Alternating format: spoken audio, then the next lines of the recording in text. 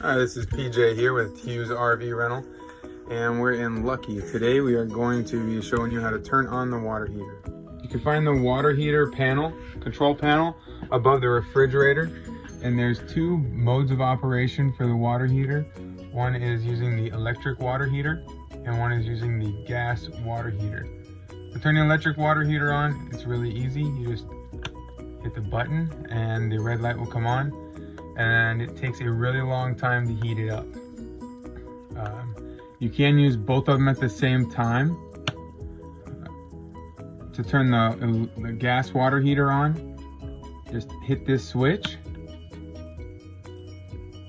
You'll hear some ticking, and the gas water heater is behind us on the driver's side, just outside of the kitchen.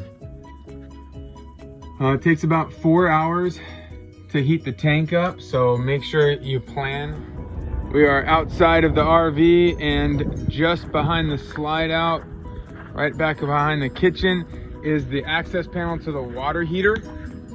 To open up the water heater, to double check, just in case you don't think there's any water coming, take this tab and you turn it, and then you just pull the hatch down, and you can see that there is a flame there. So we are getting heat to the water tank, and it's heating it all up. You can close this back up, and remember, it takes a good couple hours to heat that water tank up, so make sure you do that plenty of time in advance before planning to take showers. Plan ahead when wanting to take a hot shower or use the hot water to clean dishes.